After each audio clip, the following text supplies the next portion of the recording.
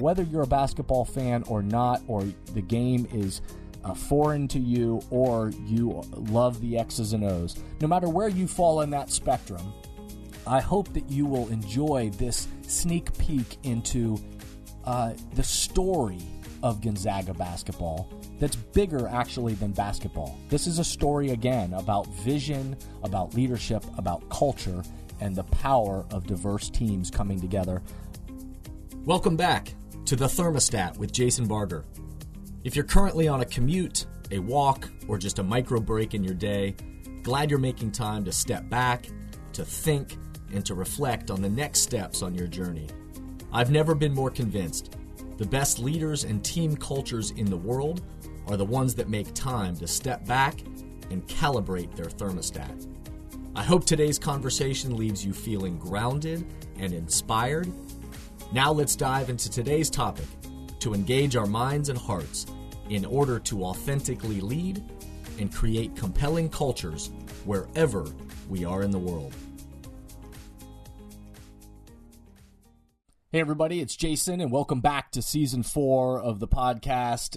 We have been receiving so much great feedback about Seasons 1, 2, and 3 of this podcast, so thank you for everybody who's been tuning in, and whether you've been with us from day one of this podcast or have picked up midstream, I hope you'll go back, listen to Seasons 1, 2, and 3, and then again, thank you for being a part of Season 4. Excited about all is to come ahead of us in this Season 4. We've got some great stuff planned, and so thanks for tuning in and being a part of this.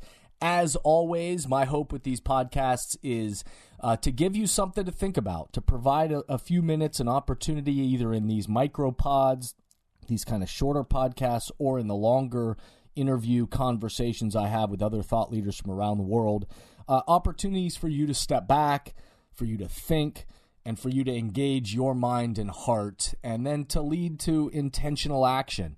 What is it that we all as humans, what are we going to do as leaders, leaders in our teams and our organizations, but certainly leaders in our personal lives with our families, our friends, with who we're trying to be in the world to lead to that kind of intentional action. So thanks for being here today. Glad and hope this is a great step back for you, an opportunity to pause and think wherever you may be.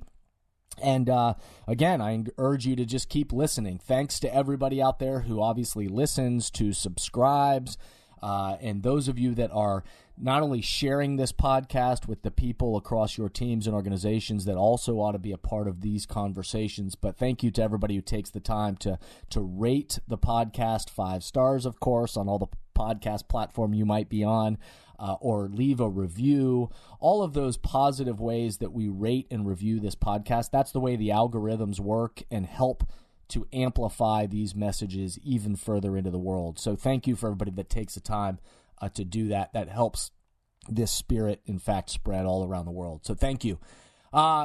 We're in a new year. Welcome again, 2021. We're all so glad and thankful to be a part of 2021 because 2020 was such a challenging, strange year, but it was also a year of growth. Whether we acknowledge it or not, it was a year for all of us to be challenged in some ways, certainly not only with a global pandemic, but with these ideas of civil unrest and social justice and our kids' schooling and economic uncertainty and political uncertainty.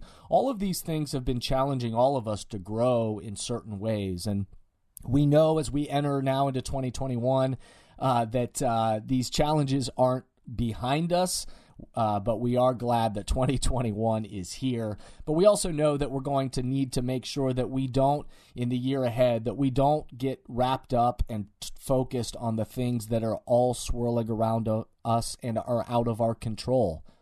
But the best leaders, teams, and organizations are going to be the ones that are able to cut through those distractions and make sure that we're putting our eyes, our hearts, and our focus on the things that are within our control. And so again, I'm glad that this podcast hopefully is that space for you to focus on the things that are within our control. So today, I want to talk about something that's near and dear to my heart, and I'm going to talk about Gonzaga University. Gonzaga University. Now, if you're listening to this podcast and you're saying, what does this have to do with anything? I urge you to stay with me, because Gonzaga University, and more specifically their basketball program, is proof that's right in front of our face. If you're somebody that needs proof, I say this to teams and organizations all the time that I'm speaking or consulting or supporting in some way. I say to them, either you believe in your mind and your heart that developing people, helping people develop themselves, their skills, their abilities, developing their mindset and how they show up and lead people, and you either believe in the development of people and that developing then the culture of not just what you do as a team organization, but how you're committed to doing the work together. Either you believe that that makes you better at what you do, or you don't. And I don't quite understand anybody who doesn't believe it, because there's so many examples in front of our faces that show us. And really, as we step back and think about it, the best experiences, the best teams, organizations that we've ever been a part of, then if we're honest with ourselves, we know those were the ones, those were the cultures, those were the organizations that were committed to helping us develop, helping us, all of the people within the system, develop, and then we're committed to not just what we do, but there was a greater purpose and a greater connection to this culture that we were trying to create together. So either you're somebody who needs the kind of proof, or you believe that. You know that to be true for your own life and your own team and organization, that you're bought in and you understand that developing people and culture just makes us better at what we do. But for anybody that needs proof, I love to point out examples that are happening all around us in business and across industries, examples that can point and show us that, hey, here are real life examples. And certainly on this podcast and in other speeches and things, I'm talking about clients of mine, companies, teams and organizations, experiences that I have that are certainly highlighting and showing and celebrating why developing leaders and culture is so important. But I want to also just highlight places out there in the world that are right in front of our faces that need to be highlighted as glowing examples of why leadership and culture is so important, and then why and how it's been leading to someone's success. And so today I'm talking about Gonzaga University as that example that's right in front of our face. Gonzaga University. Many people still don't even know that Gonzaga University is in Spokane, Washington, but I can guarantee you that just 20 years ago, very few people had even heard of Gonzaga University. So even if you are one of the people that know of Gonzaga, 20 years ago, you probably didn't even know what Gonzaga was. You'd probably never heard of Gonzaga University, and you certainly didn't know that it was in Spokane, Washington. But Gonzaga basketball is a story that is right in front of our face that is that glowing example of the power of vision, of leadership, of culture, and the power of team. And not just team, but Gonzaga, as I'm going to explain here, the way that over the last 20 years they've built this program out of nothing, and the diverse way, the diverse teams, the diverse people that they've found literally from all around the world to create a team and a culture is an amazing example of not only success and high performance, but it's an amazing and powerful example of vision, of leadership, of culture, and the power of teams, diverse groups of people coming together to accomplish something that they can't accomplish on their own. So those that know me well, also here's the disclaimer, those that know me well know that I love basketball. I'm a former basketball player.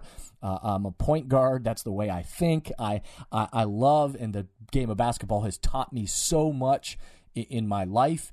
But I think basketball, whether you're a basketball fan or not, or the game is foreign to you, or you love the X's and O's, no matter where you fall in that spectrum, I hope that you will enjoy this sneak peek into the story of Gonzaga basketball that's bigger actually than basketball. This is a story, again, about vision, about leadership, about culture, and the power of diverse teams coming together to create and accomplish something that they can on their own. So no matter where you fall, I hope you will understand that. So people know me well, know that I love basketball. You also know that I admire the Zags.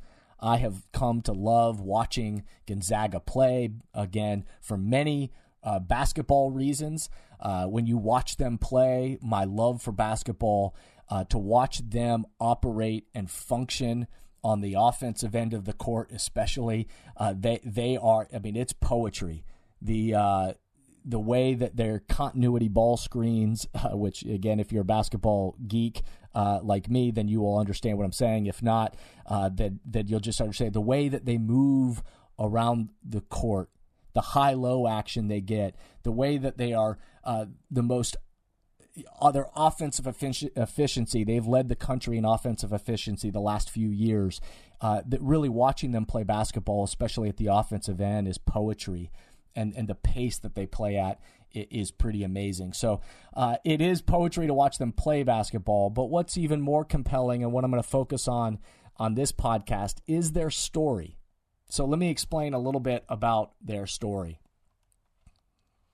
In the early 90s, Gonzaga University was not in great financial standing as a university. Their enrollment was down, and the university itself was struggling.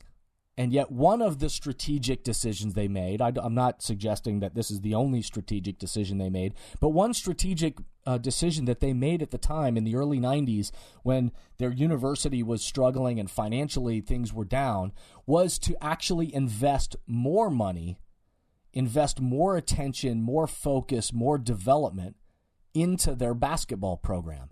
This was a strategic move that they made at a time when the university was struggling and they were in financial challenges, and yet they chose to invest more in their basketball program and the vision for what their basketball program could become and what that could mean to not only Spokane, Washington, but the greater university.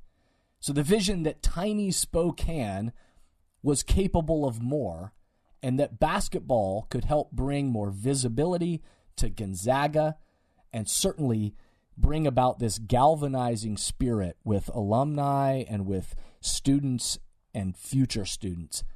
What if we invested more in our basketball program? And in 1999, shortly after some of those decisions, Gonzaga did have a lucky and a wonderful, magical run in the March Madness basketball tournament. So they got into the field of 64 at the time, field of 64, and they had this magical run down to the Elite Eight, the final 8 teams in the college basketball Division I tournament. And, this magical run that they had in the tournament put Gonzaga on the map. And so in 1999, all of a sudden, Gonzaga's put on the map. But we all know this from years of watching, or again, if you're a basketball fan, or even if you're not, you being aware of that March Madness tournament that has become so exciting every year, that there's a different Cinderella, a different underdog story, a different something that captures the imagination of all of us.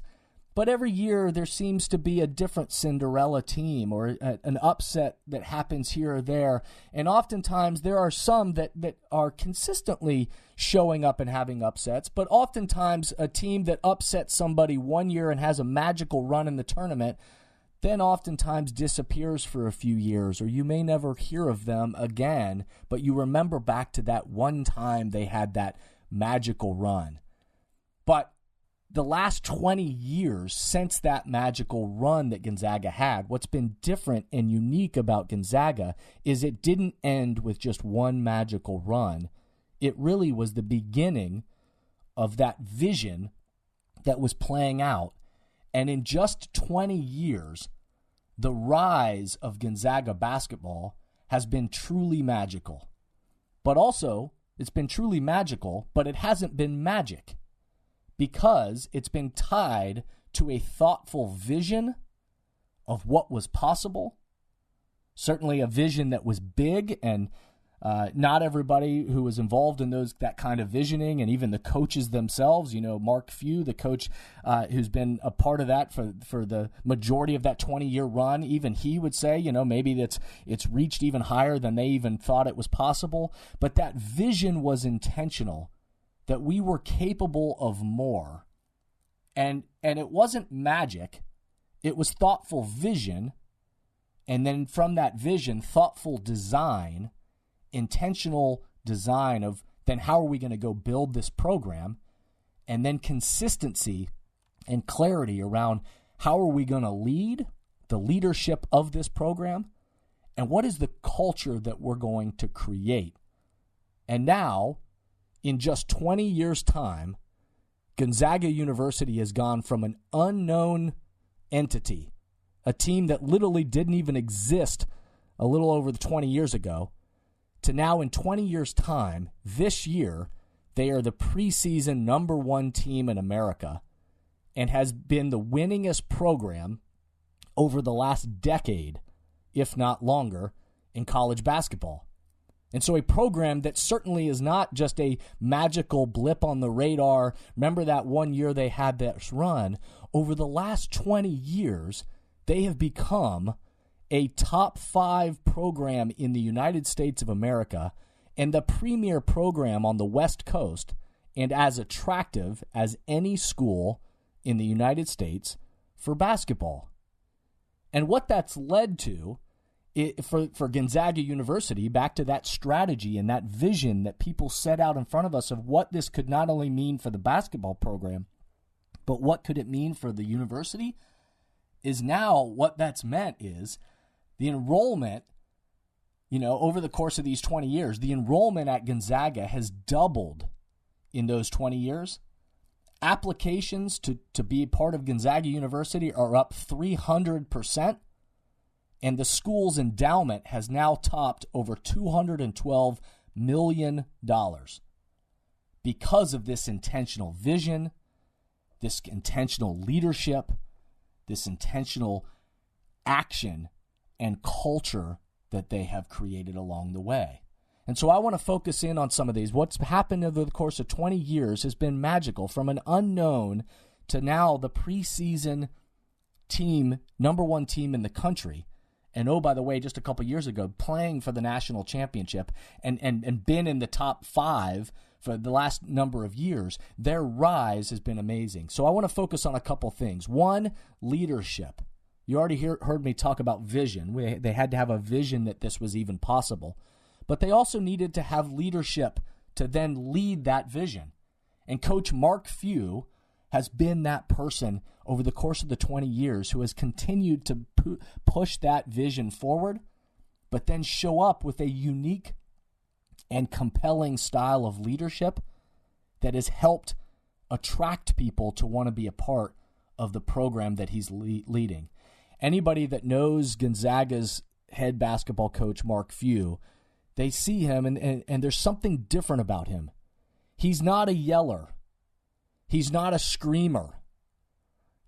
He's not that, if you've heard me talk about in the different podcasts, he's not that top of the pyramid kind of leader, which again, that old model of leadership that we used to buy into. And yet oftentimes, even in the traditions of college coaching and some of the most successful coaches in basketball, you can even remember and you can picture them in your own heads, that oftentimes they saw themselves as this person that was at the top of the pyramid, that was a dictator, was strong, authoritative, bark out orders and tell everybody what to do. It was their way or the highway, that kind of leader. And yet what we've seen in the modern days of leadership, and not only basketball, is that style of leadership has really never been compelling. You could argue certainly in that it's been successful in some ways, but it's also damaged a lot of relationships, a lot of programs, and challenged a lot of stymied a lot of growth within people and within programs. And yet Mark Few doesn't see himself as a top of the pyramid leader, as you've heard me talk about in previous podcasts, but sees himself at the bottom of the pyramid. That his role as a leader is not to be at the top of the pyramid, even though that's what he is by title and bark out orders and tell everybody what to do. But he's supposed to be at the bottom of the pyramid, which means everything he does is about putting people in position to be successful, to serve a mission and a vision that's greater than him, and to be the steward to set up and to serve and to grow the culture in alignment with that vision that they had in the future. He's a fly fisherman. He's a thinker. He's the son of a pastor. He's down to earth. He's humble.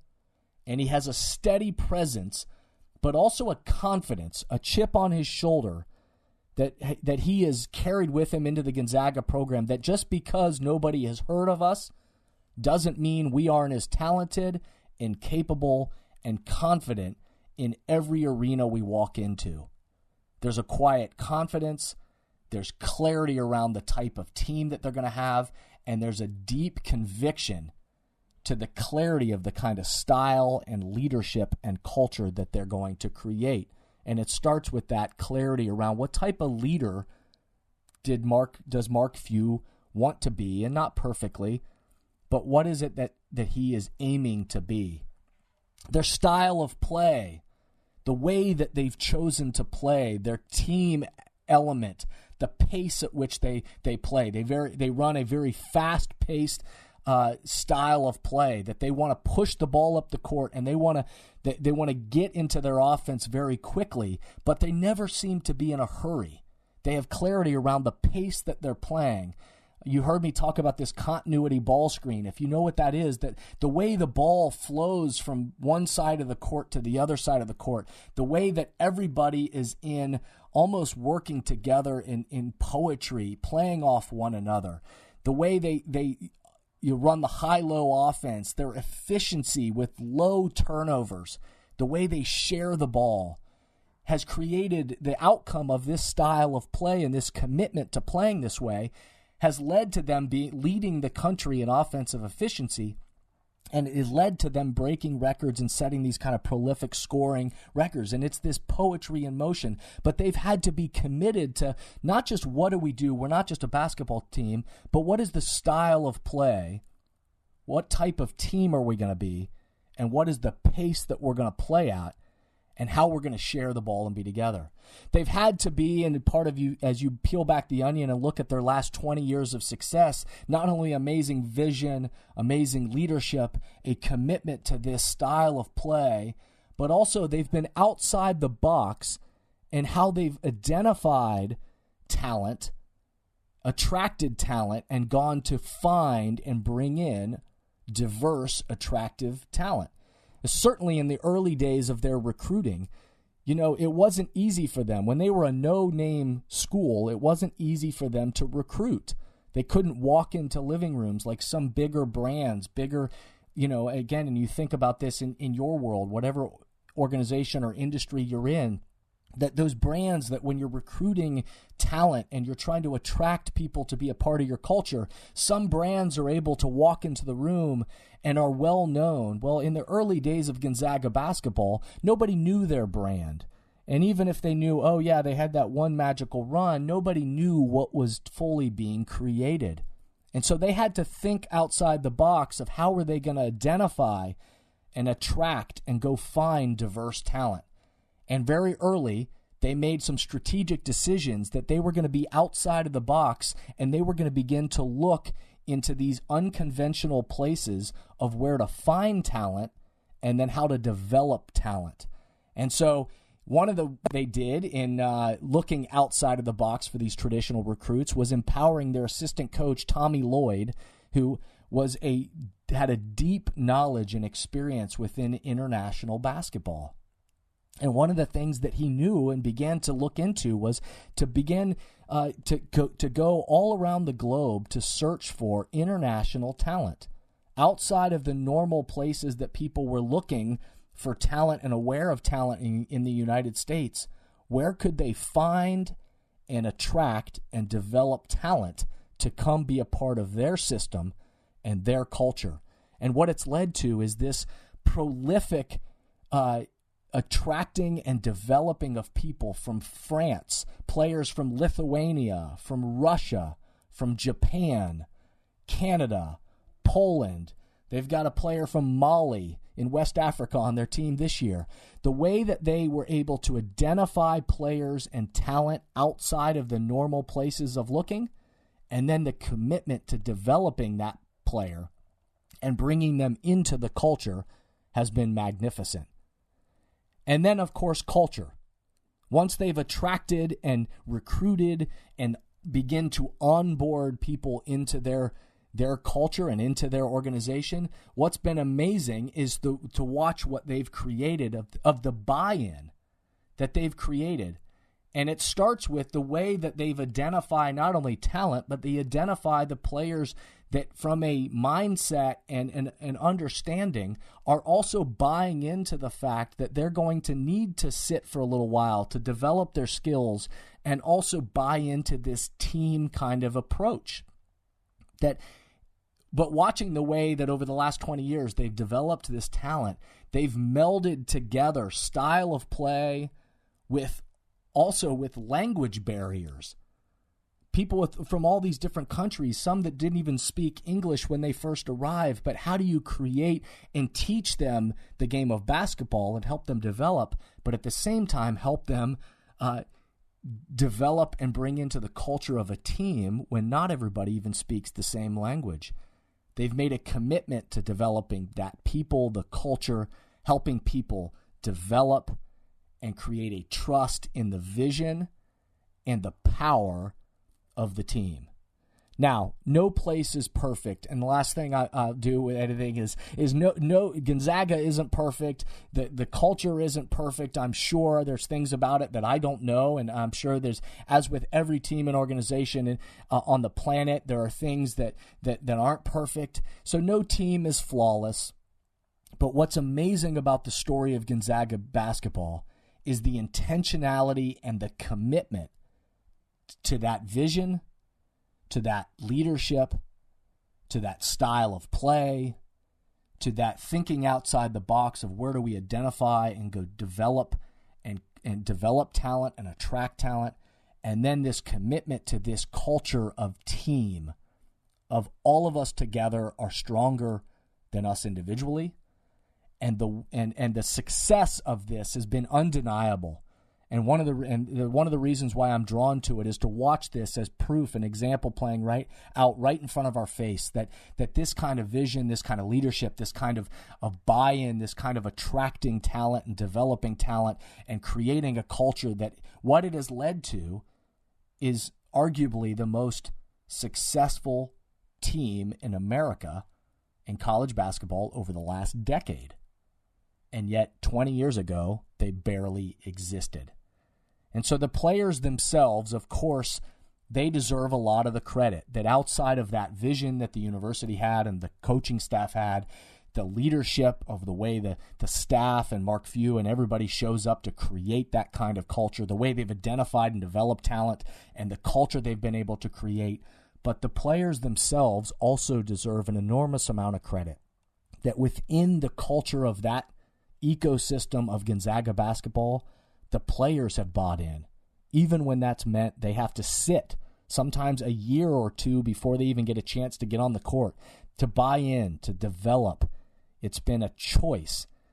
And now you see, as the brand has gotten bigger and more bigger recruits wanting to be a part of this, they're also having to buy into this fact that their own self-interest as a player has to come secondary to the team. And what they've created is an amazing culture that the team buys in, and the results have been undeniable. So, as always, I want to leave you with some questions to ponder, because this isn't just about Gonzaga basketball, even though I could talk to you for days about it. And this isn't just about the story of Gonzaga, although hopefully you found it interesting. But this is about, then, what can we learn from this example that's right in front of our face?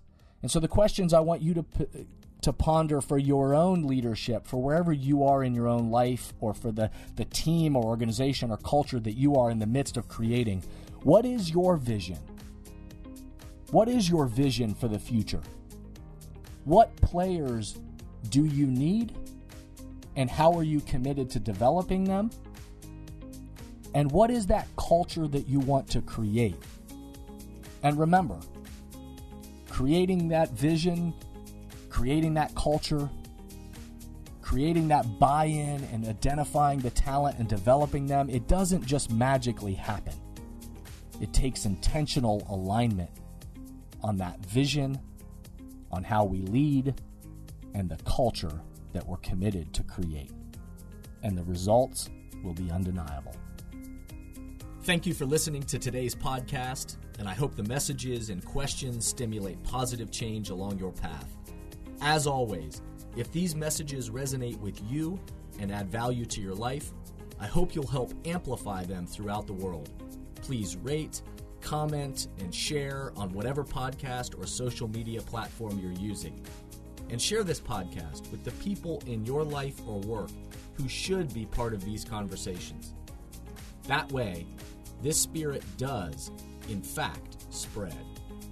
If these messages or developing leaders and culture would be helpful to your organization, or you have a question or comment about this podcast, please contact us at jasonvbarger.com. And remember, we all are ambassadors for the culture we want to create in our life and work. We have to own the vision we want to be a part of. The future of leadership is you, is me, is us. Be a thermostat.